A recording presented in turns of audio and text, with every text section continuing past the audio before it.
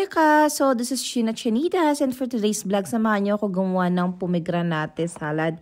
Wala akong idea kung anong klaseng prutas to, pero nung nag-live ako, maybe 3 weeks ago, sabi, pomegranate daw to at masarap daw to gawing salad. So, hindi ko alam kung paano gawin, pero samahan niyo ako guys.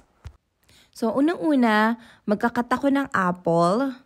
Before nung gumawa ako ng cucumber salad, ang hinalo ko ay corn, right? Pero this time, apple. Kasi minsan na rin kami gumawa ng ng salad, tas apple yung pinanghalo namin. Masarap siya, mas matamis siya, malasa, as in. Masarap gawing masarap ihalo ang apple sa salad. Ayun, so ikat natin siya. And then, next is yung cucumber. Of course, hindi mawawala ang cucumber. Masarap din naman ang cucumber talaga. So, this time, gagawa tayo ng pomegranate salad. Pero, yun nga, may cucumber pa din. And then, apple. Tapos, tuna. So, ayan. Kinat ko na lang siya ng ganyan yung pabilog. Tapos, yung apple naman kanina is pa-cube. Maliliit. And then, ito, hindi ko alam kung ano to. Actually, maso-surprise ako kung ano ba itsura nito dahil promise wala sa bundok to. Wala sa bundok. So, ayan. Tignan natin kung ano itsura niya. Kaya dyan ko muna siya ikat sa taas. At ayan. Nashock ako. Nung una, dinura ko nga yung niyan, buto. Yung pala kinakain din. Sinerch ko. Masustansya pala siya, guys. Yun din yung sabi sa akin nung isang followers na nagsabi na masarap daw pala ito. Kasi medyo matamis-tamis daw siya. And then, nung sinerch ko siya kung ano yung benepisyo, kasi sabi, masagana rin daw ito sa vitamins. So, nung sinerch ko nga siya, ito palang pomegranate is high in dietary fiber and folic acid. Tapos, mataas din yung vitamin C niya and vitamin K.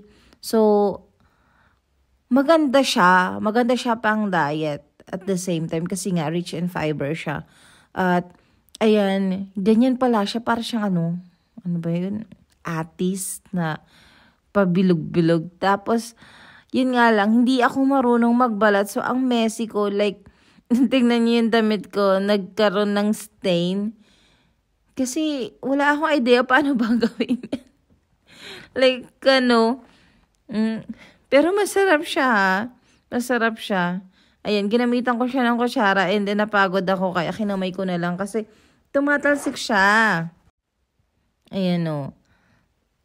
Tumatalsik ang messy ko. Guys, pagbigyan nyo na ako, sorry. Kasi hindi ko talaga alam kung paano yung tamang pagbukas niyan. Kung paano yung tamang pagbalat niya. So, ganyan pala siya sa loob. Akala ko yung para siyang like yung mansanas, yung ganon. Nakala ko ganon siya, yung pala pabilog-bilog siya yung loob. Tapos, nung sinerch ko siya, masarap din pala siya gawing juice. Ginagawa pala siyang juice. Pero, yun nga, next time siguro, tatry kong bumili ulit tapos gawing juice. Kasi, rin siya antioxidants din siya. So, isa rin siya sa health benefits na makukuha sa pomegranate. So, maganda siya, antioxidants. And then, according to the research na kapag ka uminom ka daw ng pomegranate juice everyday for 2 months, pwede siyang makababa ng blood pressure mo. So, Rakas, if ever na makita nyo tong fruits na to sa market, huwag kayong magdalawang isip bumili nito. Swear, napaka-nutritious tong fruits na to. Maganda siya at matamis-tamis din siya. Although, talagang parang pangmatibay siyang ngipin. Pagka kinain mo yung seeds. Pero kung gagawin mo siyang juice, then much better. Para hindi ka na magnguya-nguya, diba? So, yun. Sorry Raka, sobrang ang messy ng itsura ko. Kasi hindi ko talaga alam kung paano siya, tanggalin. Ganyan pala siya. So, ayan, pati yung damit ko talaga naman nagkaroon ng mancha-mancha. Sana matanggal pa to. Pero, yun nga kasi cravings diba? Kailangan natin makain kung anong kinikrave natin kundi hindi ako makakatulog. Charot. Ayan. So, na-mix na natin yung apple, yung pomegranate, at yung cucumber. And then, lalagyan ko siya ng honey para syempre mas masustansya. Masarap din yung honey. So, ayan. Lagyan natin. Okay, so ibuhos na natin yung honey. Ayan. Oops! Rita. Okay. And then, maglalagay ako ng salt. Konti na lang yung salt. Inubos na ni Donald.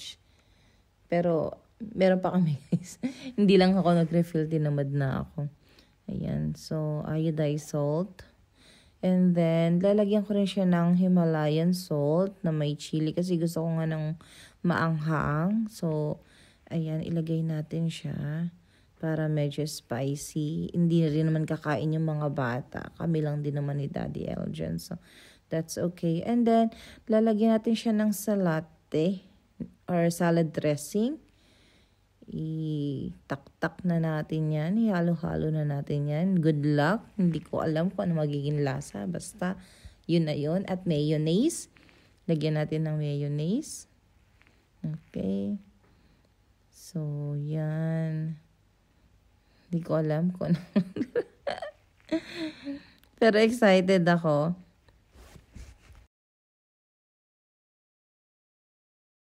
Ayan, so, i-drain natin yung tuna para medyo bawas ang ano. Pero, actually, konti lang naman talaga yung oil ng tuna nila. So, hindi naman talaga siya sobrang dami. Okay lang din naman hindi i-drain.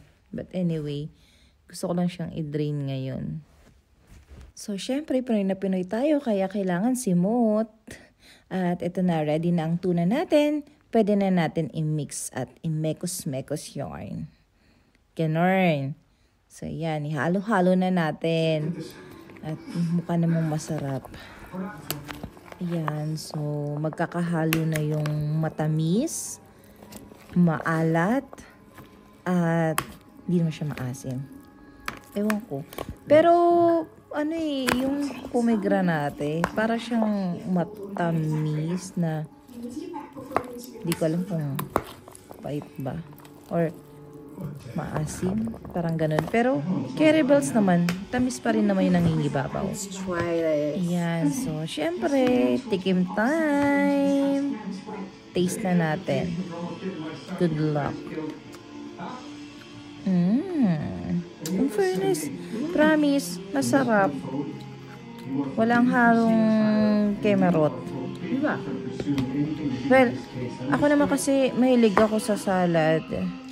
Kaya, itawag nga nila sa akin kambing kasi ang hilig ko talagang kumain ng gulay, ng salad, yung lettuce, yan. Pag sa mga handaan, yan ang mga gusto kong tirahin. Yung lettuce, yung cucumber, kamatis. Perfect. Ewan ko ba. Pero, promise, mahilig kasi ako sa salad. Kaya, Dad! thank you so much. Hindi ko Dad! na matandaan yung name niya. Hindi ko na screenshot. But, Tikman mo to, thank Dad. you so much sa idea para mabili ko tong pomegranate na to. Kasi sobrang nutritious siya. As in. Kaya next Dad! time pagka meron pa ulit nito, bibili ako. Salamat sa idea. At guys, thank you so much. So, pag may nakita kayo ganito sa market, try nyo. Lalo na sa mga nagda-diet. As in, yung sa may mga high blood, ganyan. Kasi nakakatulong daw siya mag-lower ng blood pressure. So, yun lang guys. At ito ipapatikim ko kay Daddy Eljan. Diba? Nagrereklamo siya kasi hindi niya alam yan eh. Wala yan sa bundok. Sarap, diba? Tsura oh. Kala mo no, lalasunin. Sabi niya, ano to? Pomegrante. Wala kasi yan sa bundok. Ano, kakainin mo to o magkakaroon tayo ng problema? Tulog ka sa labas, charot. Yung itsura na pipilitan. Masarap naman siya, promise. Masarap kaya. Wala sa bundok. Yan, basta bahala ka dyan. Para sa akin, masarap siya. Okay na okay siya. So, yun lang guys. And thank you so much for watching sa panibagong vlog. Bye-bye. Love you all.